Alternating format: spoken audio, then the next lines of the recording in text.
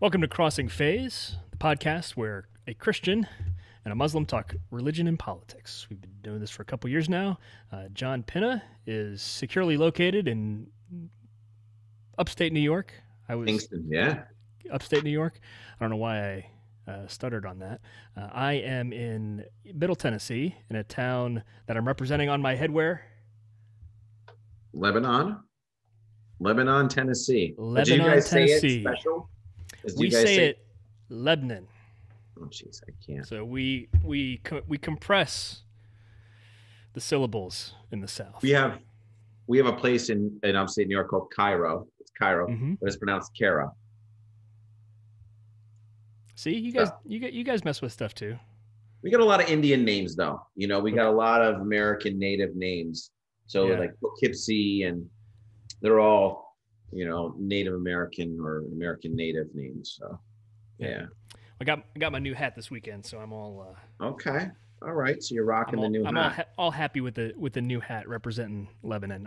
I've been in the market for a while. I didn't have a Lebanon, Tennessee hat, and I finally got it downtown Okay. Square. You've been waiting, you've been saving for that hat, you've been pining for the hat. I have. I needed a hat that represented this fine little town that we're a part of now, and I finally found it. It took me a while because a lot of them are the structured, the taller Yeah. hat fronts. I just can't. I just don't do that. So So little does finally everyone found. know I'm picky. you've been a champion of multi-faith work in Lebanon. Everybody thinks you've been going overseas, but it's just been to Tennessee. It's Boy, just yeah, he's always in Jordan. He's always Like- there. it's like Versailles, Kentucky. Yeah. Paris. Good. What donuts you got this week? So we Special. are doing a dual situation because we have a confluence of holidays. Okay. So it's very, very tough. So the Catholic Mafia came in and they made sure that they firmly requested that we do the St. Joseph's donut. I had no idea that there was a St. Joseph's donut. Further research, research ensued that yielded a donut that is like two crullers with cannoli cream in the donut holes all the way up, flattened on the top, the cannoli cream flattened with pistachios. Wow. So That it's a sounds double kind of donut. delicious. Yeah, situation. So under tense negotiations, because I said, this is it. Every religion gets one day. So don't come back to me on Easter with some kind of Jesus rabbit egg donut. Not happening. So this is it. You guys do you want to die on this hill? I'll make this donut for you guys. So so this is the Catholic St. Joseph's donut. And as you are aware, and as our listeners are aware, the Catholics have a saint for every day. Sometimes there's like double up on a day. So you could have Saint whatever donuts all the time, but it's a delicious donut apparently. And the cannoli cream that we made is worthy of the spiritual experience that ensues once you have a St. Joseph donut. So we'll also have Nowruz, which we talked about on our previous show, the Persian New Year, a Zoroastrian holiday, and we did a cardamom donut, cardamom cinnamon sugar donut for that holiday as well. So, and we're going to kind of kick that up over the next part of the week. Nice. So that's what we're doing. Nice. Yeah, so that's that. Sounds delicious. Yeah, we're purveyors of joy. So. It's really funny. It's like after here I am. It's like 20 years in government relations, semi-retired, and I'm still got my foot in this international stuff, but just making donuts, just hanging out. It's kind of nice. So, but we have commentary. We're on the heels of two tragic events in the United States. Not that there aren't tragic events happening all over the world, but Colorado shooting and the Georgia shooting, and so. I think that we got to start taking some of this gun control seriously. Yeah. Like, So we're recording the week after the Atlanta shooting, yeah, where 8 people were killed. I believe 6 of them were Asian women, or women of Asian descent. And then is it just happened yesterday, relative to this recording? yeah. You said Colorado, where a number of people were gunned down in a grocery store. So we're not up on all the details of this, but this stuff is tragic, like you said. Um, Anytime it happens, and it seems to happen more than once when it does happen. And I know we've talked a little bit about gun violence and terrorism in the past with you, and these 2 stories, at least the Atlanta one, adds some new wrinkles. There are some things that are kind of outliers relative to not that any gun violence is common or regular, but there's some things that the Atlanta shooting in particular is makes unique. So we wanted to talk a little bit about that today. What's your initial thought reaction? I mean, the police chief's speech was outrageous. Like, I can't. How so? I mean, why is he trying to explain out the guy? Did you Right. see it? Where he's like, "Oh, he was having a bad day. You know, you have a bad day, and things go wrong. You do, but sometimes you go off the rail." Like, I was like, "What? He's a police chief. He should say this is a terrible act. This is what happened. This guy is, it's unacceptable." But he kind of explained it, was trying to explain his way out of it, and devalued the entire act. Now, and if it was anyone else, and I'm very critical about this, if it was a Muslim, they would say, "Oh, he's a Muslim, it's terrorism, bad religion." But in this case, you had a police chief that was kind of explaining, no, and backtracking that the guy had a bad day, and no one says, "Oh, if he's not Muslim," then everybody says, "Oh, but there are religious overtones to this," right? Sure. Yeah. And the fact is like, if it's somebody that's non-Muslim, we're going to point the finger at Muslims every time a Muslim does a criminal act. Then we should point the finger at every time anybody other religion does something. But I think the fact is that there's been a lot of gun violence in the last 4.5 years, and there's been a lot of schools attacked, places of worship have been attacked, and targeting Asian Americans in this particular instance, and then whatever happened in Colorado. We gotta start having a serious conversation about all this stuff. We just gotta, instead of, and it's not just gun violence, it's what is the motivating factor that allows these individuals and groups to go into these into places of business, places of worship, places where students are getting educated, and really open and commit these heinous crimes. So the problem is like, you have places like the Southern Poverty Law Center and ADL and all these other things, but we're not being really effective if it's getting worse, right? So what's the solution that we need to get involved in this? And maybe we're probably not going to split the atom on that one, but mentioning the positive things, or the benefits of this, is that highlighting the violence against Asian Americans, I think, has been increased or heightened because of the COVID and coronavirus stuff, and the origins in Wuhan, and I think that's part of it. I think there's a lot of angst and anxiety associated with COVID and how everyone has been bunkered in, but there's no mechanism that we have that gets, or the mechanisms aren't as effective as we may think they are, I should say, because there is law enforcement, but to address, anticipate, and stop these acts. Yeah. And so, and I think a lot of it resides with gun control, and I know that that's going to freak everybody out, but I just don't understand why I don't know anybody who's had their guns taken away by anybody. So let's just start with that. Yeah, I think the gun control term really is meaningless anymore unless you take the time to define it. We do in fact have gun control, right?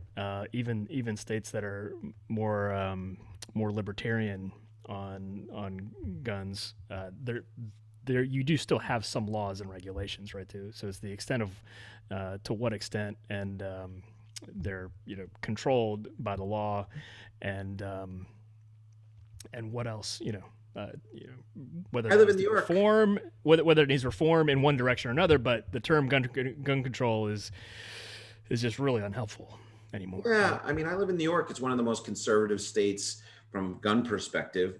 I have guns. I used to hunt. I don't hunt anymore, and I have a concealed weapons permit. Although I've never carried a concealed weapon.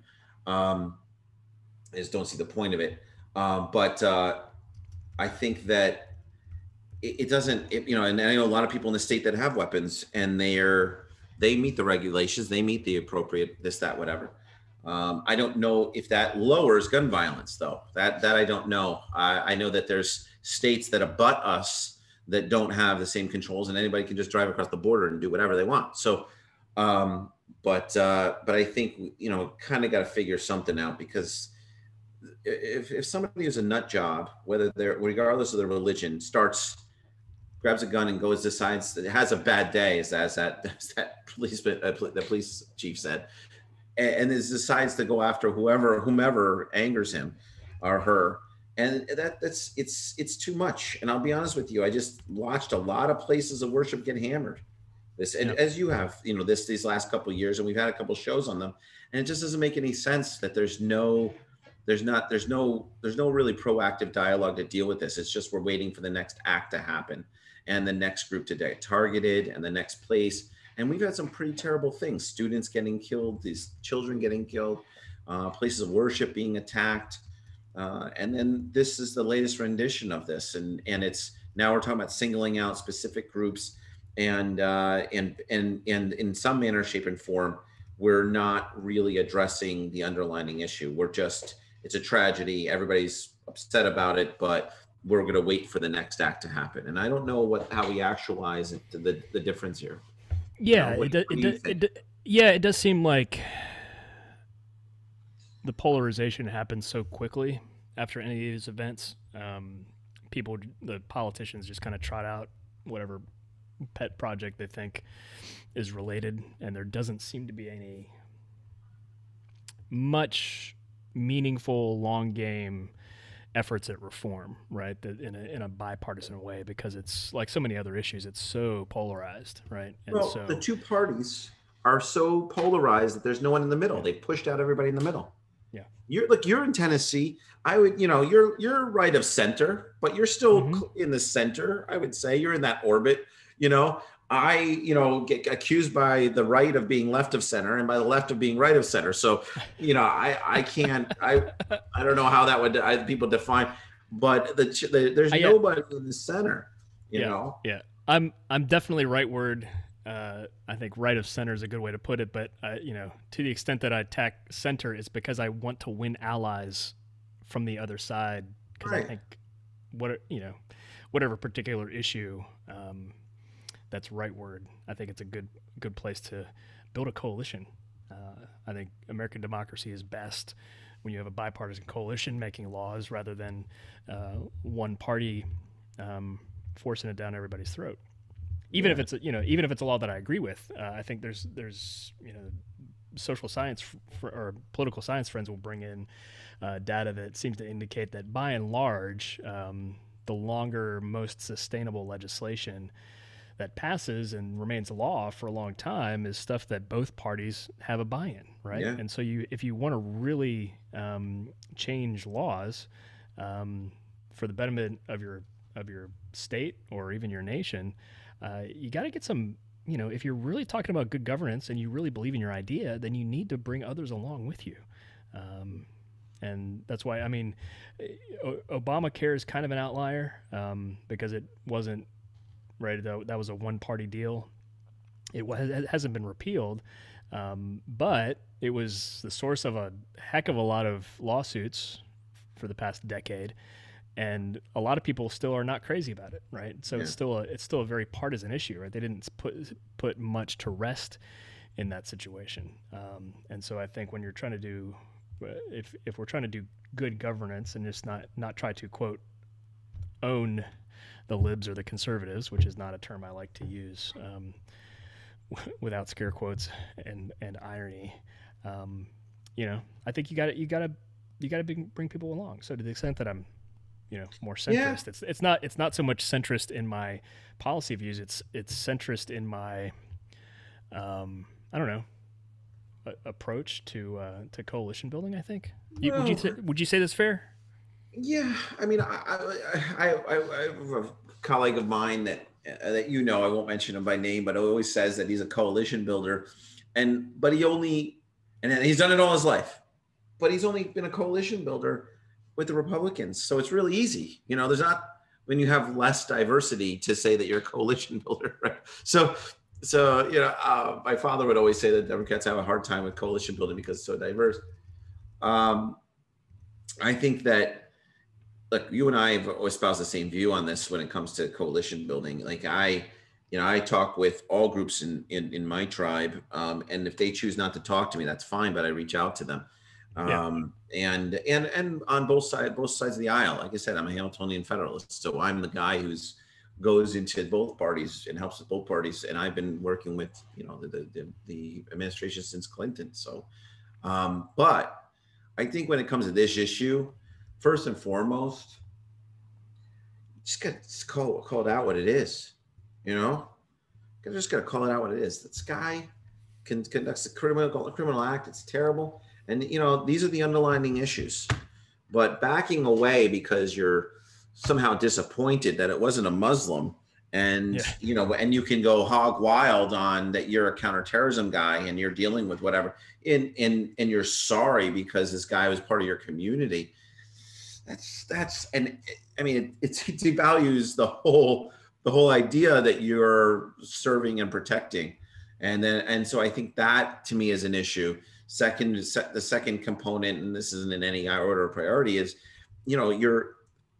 different populations are being targeted and have been targeted over the last 5 years. There's been an increase, and the problem is we need to now figure out really what's going on. I'm glad that they arrested the guy in Colorado that conducted this act, because the other problem is that the police always kill the guy, and then we don't know what's really the issue. Yeah. So and then they say, well, we killed the guy, that's it. Well, and if they find a bunch of stuff, like the guy that attacked those people in was it Texas or New Mexico? Texas, I guess it was. I think it was I don't know. It was New Mexico. It was he was like a white supremacist that did the shooting. To me, it's just like there needs to be, we need to be honest with what the issue was and what the catalysts were. If it's white supremacy, if it's religiously motivated, if it's an enemy of enemies of our state, if it's whatever it is, or it's just a person that's crazy, it's okay to say the guy's just crazy, and say enough's enough. But we need to kind of root this stuff out, and the only way to do it is to start from an even footing. But I don't think that's happening. So, and I think that's part of the problem. Yeah, I do think we've seen in the Atlanta. I agree. Number one on the fact that these two guys have been actually arrested, because hopefully we'll see some form of justice in the court of law. We'll see. It's early to tell, but at least we get to see this process play out. And I will say, have you noticed? You talked about how religion is always a factor when a Muslim commits some kind of violent act, but it seems like when a Christian commits such an act, rarely does that get many religious questions. I think you're seeing those questions in the Atlanta killer situation, right? He was Sarah Pullen Bailey over at Washington Post did a pretty lengthy article about how this guy was part of a Southern Baptist church, particularly a church that was affiliated with some Reformed circles. Some people call them Calvinist circles. And so they're starting to, ask some questions about that. I, of course, am going to assert that any of that theology does not lead to murder, and particularly mass murder, but you're certainly looking at his motivations, and his stated motivations were that he was a sex addict, and these places were basically dens of iniquity that tempted him, and so he was seeking to take out his temptations, and using murder to do that, which of course is anathema. And is to it the Christian so? faith? Is To the it? Christian faith, yeah. I mean, okay, let's just take the Scarlet Letter. Okay, these Fictional story. Puritans. Look, but the Puritans were terrible people. They were always not nearly as terrible as urban legend would have it. I would say that. Okay, I mean, like they would put people in pillories. So they were going after people with and accuse them of witchcraft because they wanted to take their land or whatever they wanted to do in Salem, and okay, they were. Let me clarify. I mean, it's anathema to the Christian faith with a little o, Orthodox Christian faith, notwithstanding where Christians in history have made big time errors in relation to that theology. Just like Muslims, right? So this is the thing, like I would say the same thing, right, about Islam, right? So, both, it doesn't matter. Every religion's waged war. Every religion has persecuted people. Every religion has done all this stuff, right? And so that's not to devalue our current state of affairs. But the moment of truth comes when you have someone who is supposed to be on the side of ethics and rules, right? And you could be an atheist and have ethics and rules. I'm not,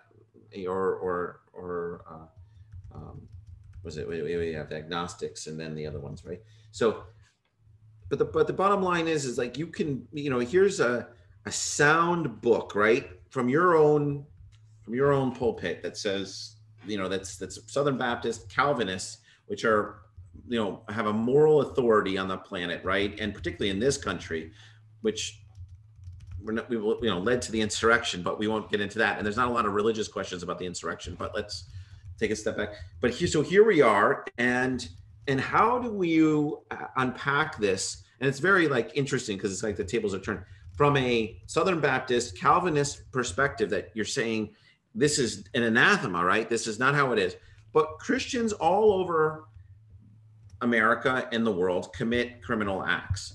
And those that commit criminal acts, somehow the religion does not guide them to do something. And in this case, a religion guided this person to commit the act because he looked at it as a sin and therefore justified, which is, the battle cry of any terrorist, or whether they're Muslim, Christian, Buddhist, it doesn't matter, is that somehow they're eradicating immorality or something that is threatening, good, and they're somehow righteous in doing so.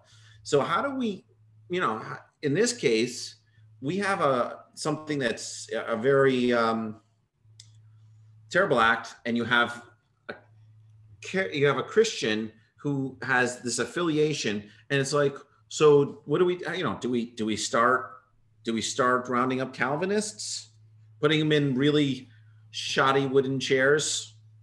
And isn't that that's because I remember and really creaky chairs and start questioning them? Is there something within the theology when it comes to, and I think Scarlet Letter, I think the Puritans, I think about all these strange laws that they had, witches, and it can really go sideways real fast, and it can get to a hysteria mode. And we just got into that with the Capitol. So Capitol insurrection. So how do we look at this from a internal, like if you're going to look into your tribe, what's the lens you would do, and then what look at it and then say, this is how we deal with it?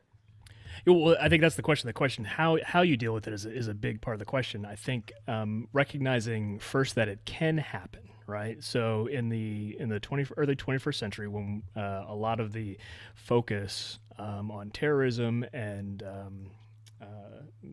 mass shootings has been either on on Muslims or people who didn't self-identify as having a religious, Americans who didn't self-identify as having a religious motive, right?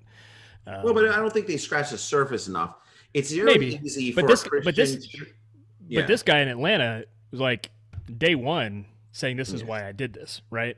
You Right. don't so much have that until and look, some of these experts may correct me on this, but until the Poway, California synagogue shooting a few years ago, and that guy was a Presbyterian, Yeah. also from a Calvinist background, and someone whose family was a part of the church for many, many, many years, and who, on a very racist, anti-Semitic screed, it produced basically a manifesto of why he was anti-Semitic, and linked it, we would say nefariously, to his theology, and so that was a Presbyterian experience. Now you have a Baptist.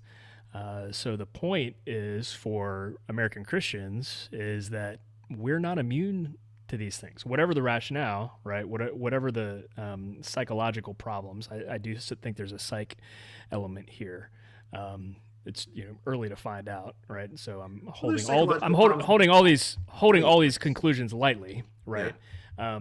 But it's clear that, number one, American Christians can be radicalized, to use that word, right? Domestically, and it can happen within a church.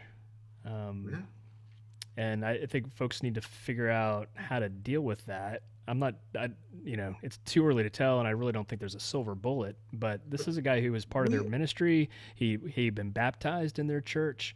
There seemed to be, again, these are early reports, but apparently he rejected any kind of psychological help that wasn't directly facilitated by the church, and so that's an element too. I think that the church has to come to grips with. There are certain segments within Christianity that reject any kind of counseling, any kind of psychology practice outside what sometimes is called Christian counseling or biblical counseling, and there are nuances between those. But and even psychiatry, right? Using medicine to treat mental ailments. Yes. There, in a lot of Christian circles, there is, if not an outright rejection of those things, there is at least skepticism, right? And sometimes a taboo within Christian circles about utilizing those kinds of services. Not to advocate that they are a silver bullet or the only way to go about things, but there are a lot of people in the mental health space, Christians in the mental health space, who say, look, I want to rely on God, and rely on my faith to help me get through this stuff. But sometimes the chemicals in my brain is off, or I experienced something, some kind of experience. I had some kind of experience that really has messed with my head, and I need some help with that. And so I think you've seen some of the church wrestling with the mental health component here too, and there are no clear answers, but that stigma is there, and I think that's part of. It seems like that's one element of this very complex story in Atlanta. Yeah, I mean, I don't want to belabor the issue, but I just feel if it's too easy to say he was a criminal, let's have a moment of silence, violence is bad, and next weekend we're having the church cookout. It's like we're in have a series of events now that are interrelated in the sense that as Americans, we are all dealing with acts of violence that are killing us. And in that way, or in that spirit, there needs to be more of a collective addressing of why these different populations are being scapegoated and why they're being targeted, and how we can start addressing the intra faith issues that we're having within our tribes, and it's like I said, we fight back and forth on all this stuff. I'm in, and I've been doing it in my faith But I think that there's now a really sound opportunity with some very large crescendos to say, and I'm talking like insurrection, you're Presbyterian, you're Calvinist, you know, these aren't one-offs. There's a collective collective acts of violence that are Yeah. happening now that we all need to address and we all need to figure out on a regular basis. So I don't know. Yeah. I don't have any policy suggestions, and I don't know how if that would be brought up at a roundtable or whatever it is. But we need to kind of think about how we can govern our own in an appropriate way, and part of that is negative rhetoric of these acts within our own tribes. Yeah, I think you're right. There's a lot to that. I think that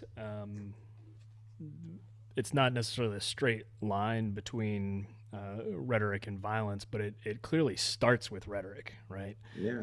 And I think it also starts, frankly, with silence, right? And so what we've learned, and I think you see these themes in the insurrection, is that when people of faith remain quiet about something, might be a political issue, it might be in the face of words spewing hate, right, at a particular people group. When folks stay silent, the vacuum will be filled, right? The vacuum will be filled by the people who want to fill it, and often that's bad actors, and the people who are violent, with or without psychological problems, they use the rhetoric, right, of irresponsible people in the mainstream to help justify their acts of violence against people. And so I think rhetoric is a really big part of it. Yeah, I mean, we develop khutbahs, speeches that are sermons for the imams in other countries, so that they can have the tools and the words to help with or assist with addressing these issues in the Muslim world. And I know what happens here, but I think there needs to be more of a concerted, unified effort to address these issues. And the other thing is we all know the psychos in our church. We all know, or in our mosque or in our Jamaat Khana, we all know, right? We all know that guy over there, and well, so. Yeah, I think we know they're weird. I'm not going to get into details right now. Earlier in my wife's and I married life, we were close to a couple who experienced a violent murder. And without getting into too many details, the short of it was that in the aftermath of that murder, nobody had like the arc of the narrative for this guy. But like once everybody started comparing notes, it was like the whiteboard of a detective series, right? Where the detectives are kind of mapping out the timeline. And like one person had this snapshot, another person had this snapshot, another person had this post-it note. And once you kind of assembled all the little anecdotes from everybody, it's like, oh my goodness, this guy's been sick for a long time, and nobody had the full picture.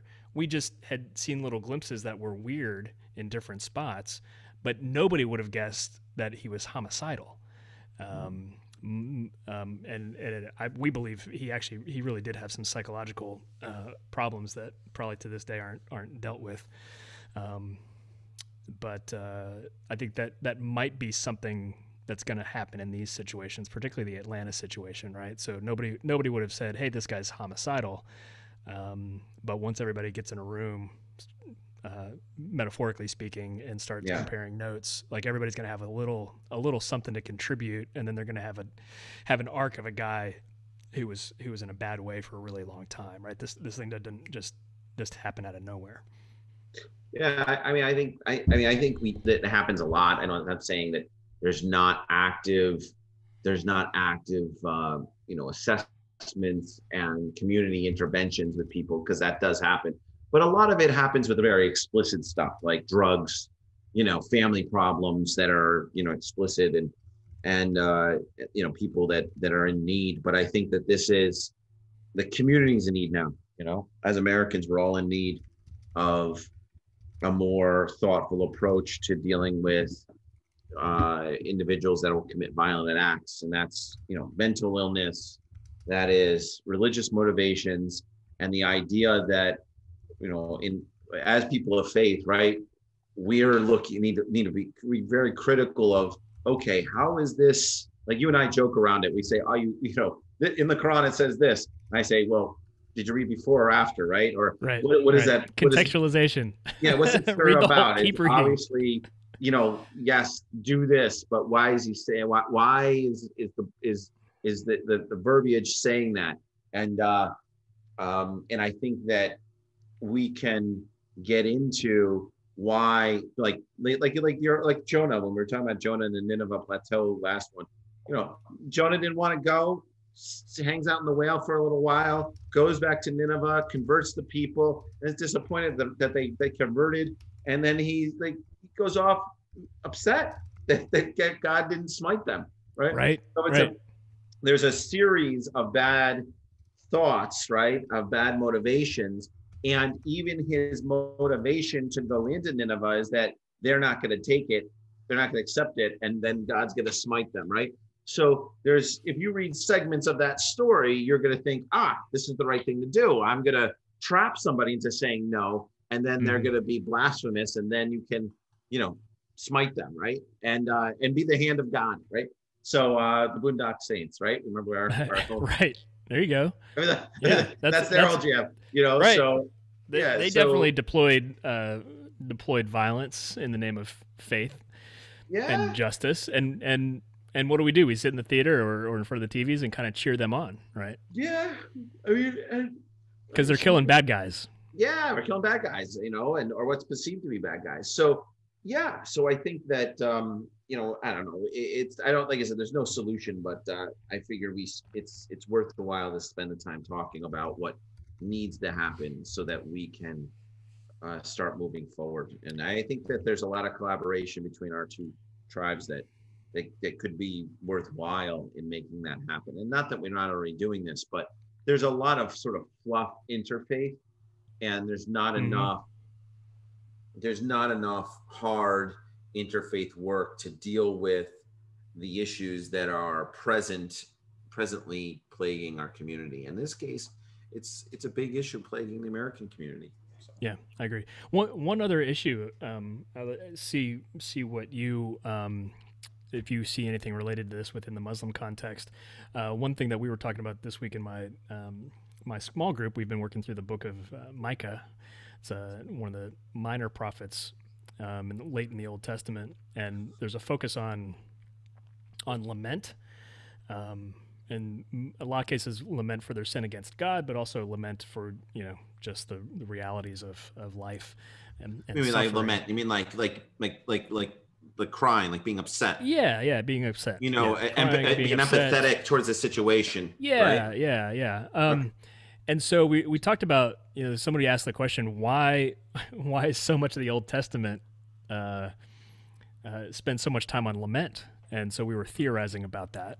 And one of my answers was that I think we don't like to, and particularly in our culture, our current culture, I don't know about ancient Hebrew times, but we're able to self-medicate and avoid lament and grieving pretty easily. Even if it's not, sex, drugs, and alcohol, we've got sugar, donuts, and coffee and entertainment, Netflix and music, and so we can kind of change and modify our moods with relative ease by tapping into all sorts of stuff around us, right? And so we were able to kind of avoid lament and grieving to some extent, or at least we think we can. That was number one. And then within, I had seen a separate, completely unrelated post relative to these shootings. And the guy was just saying, look, we, as a culture, as a nation, actually, we've lost our ability to grieve or to lament collectively after these, right? So you and I have done a little bit of this, talking about scratching our heads about policy, but we spend so little time lamenting these situations because everybody wants to get a jump on the politics. Yeah. Yeah, no, I mean, in Islam, lamenting is a way of life. So let's just start with that. Okay, so Tell me about that. What does that mean? I mean, so I probably will get slammed on this one, but when I always describe like Shia, particularly Twelvers, they're like the Catholics of Islam, and it's because they're big into sainthood, saints essentially, and they're also into mourning, ritualistic mourning, and so to a point where it might go off the rails to Matam. So I'll give you an example. So there's a holiday called Muharram, which celebrates and really mourns the Battle of Karbala. Right. We've spoken about it previously without getting too far in the weeds. Yeah. Most Muslims spend 12 days in Muharram. So spend 12 days. So there's you got a coffee coming. So most sorry, I was lamenting not having coffee. Okay, so right. So most Muslims spend, it depends on what sect you are, right? So they'll spend 3 days, but the majority will spend 10 to 12 days mourning. And this is mourning the descendants of the prophet, peace be upon him and his family, right? And so this is the family, and what's called the Al-Bayt, and they'll mourn the deaths and the tragic events that occurred during the Battle of Karbala. Right. So with that, like I said, we can reference the previous show, or one of the previous shows that we did on this. But some spend 30 days and some spend 60 days. Wow. And it is this, the ones that spend 60 days are mourning each event. Now the battle only lasted a day, but they mourn each death. With each, like there's like high deaths and low deaths. No death is minimized, but there's high deaths and low deaths. They mourn each tragic event that occurred over 60 days. So the challenge is, and then you have during Ramadan, you're supposed to read the Quran cover to cover, right? So everybody thinks, Ramadan's it's about fasting, day sun up to Sunday, but you're supposed to read every year cover to cover the Quran. So you're going to go through these events, and then at night, so we'll go backwards, go forward. During Muharram, every night you go to a majlis, right? A gathering. And it's just a fancy term for gathering. And Fatima, the daughter of the Prophet who married Ali, the cousin, she declared that after the Battle of Karbala that everyone should gather and have what's called a majlis and talk about these things. She didn't really. She mentions that you should recite the events and should feel for and remind yourselves of why these events are important to us as a community and what they mean for you now and how you project them outward. Yeah. And so every night during Muharram, you will go to a majlis, and someone from the mosque will donate food and do whatever. When I did the majlis, I had like a couple of food trucks come, and so everybody was excited about it. But it's a little bit of a thing where you try to one up people. But that's just the way it works. So I was like, I'm solid for like a year, So, but you relive the events that happened, and you recite how you're supposed to feel that you're in the moment in that event. Now that's Muharram. When it comes to Ramadan, in Ramadan, imagine you're either crying for 3 days, 10 days, 12 days, 30 days, or 60 days during Muharram. Crying. Wearing black, dark colors, no colors.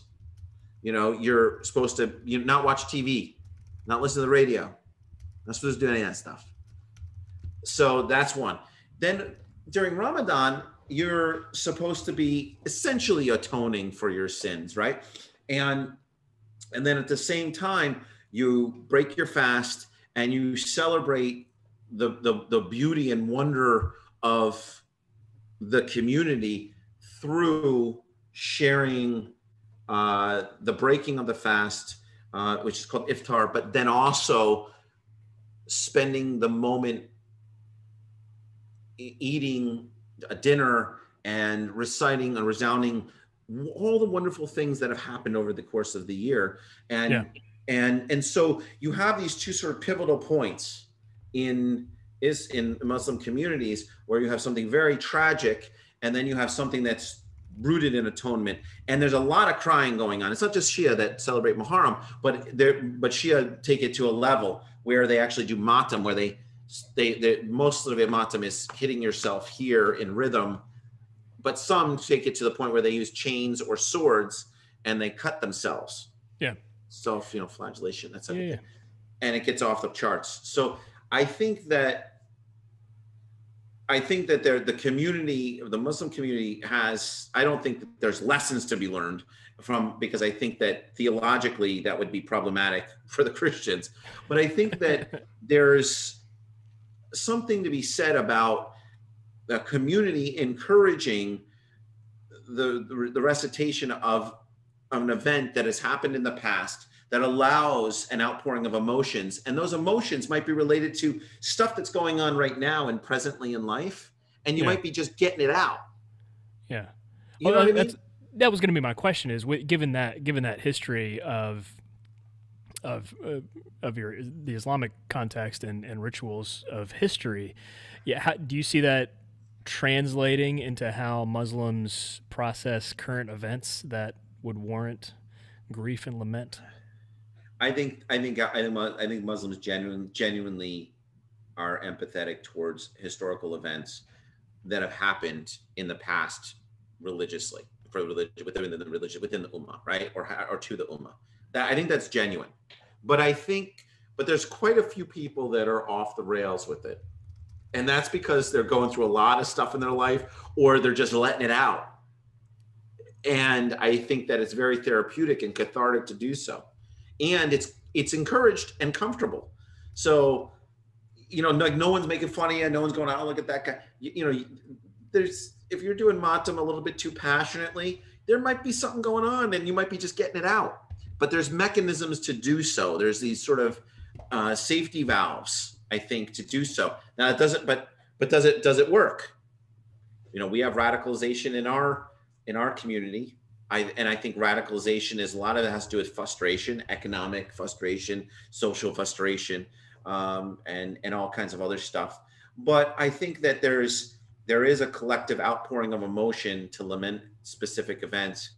And I think a lot of present day issues come out in those individuals that are allowed to do that, which is why the majority of our community, is peaceful.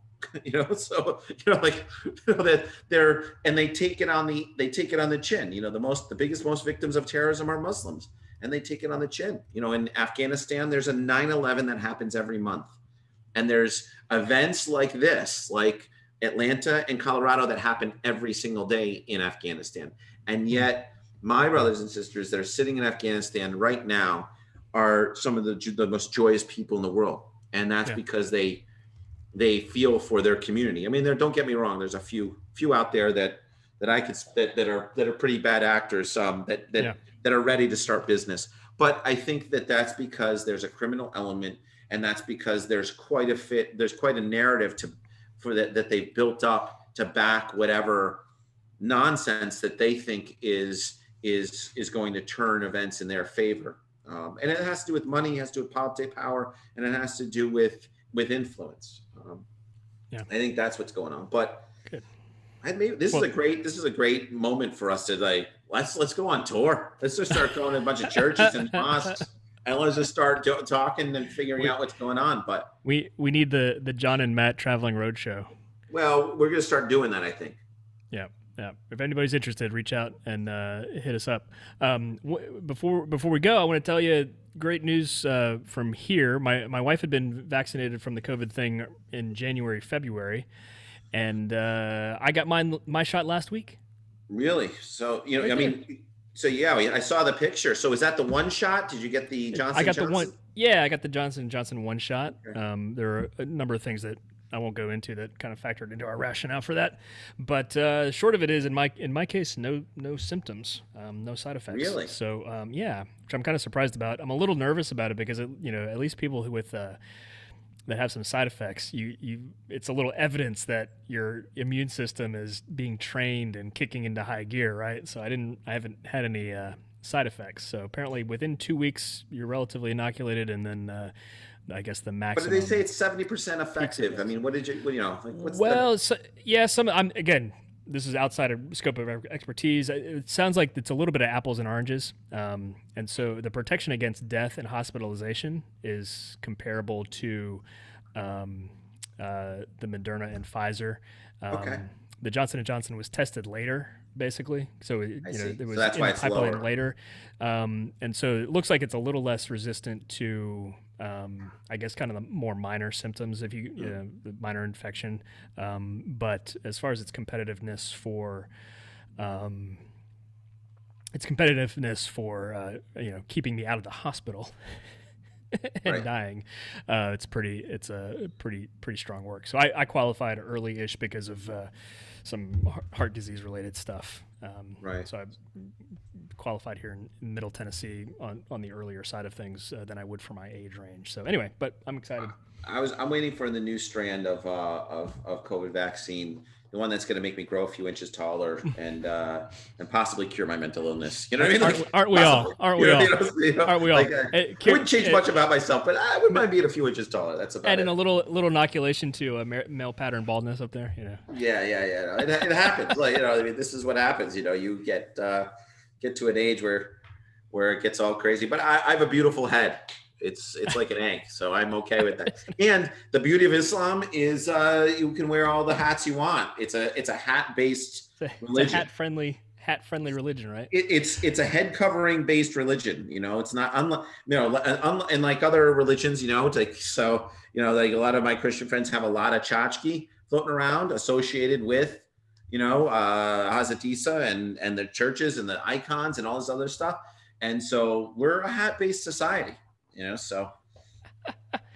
Well, this has been another riveting edition of Crossing Faiths. We are available at crossingfaiths.com. John's organization is Muslims for Muslims. What's that website? Muslims with the number 4 Muslims, right? 4muslims.org. Yeah. And we'll put in the show notes and love for people to learn about us. And then like I said, we're going to start kicking up the speaking tour and we're going to start having some guests so people aren't looking just at the two of us, but we're overdue on some guests. And then follow us on Twitter. I'm at MT Hawk. John's at JT Pinna. And we're on YouTube, clearly. Crossing Faiths on YouTube if you're listening to this on audio. And you can see our ugly mugs. Till next time. See you, John. Go enjoy those donuts. Don't eat too many.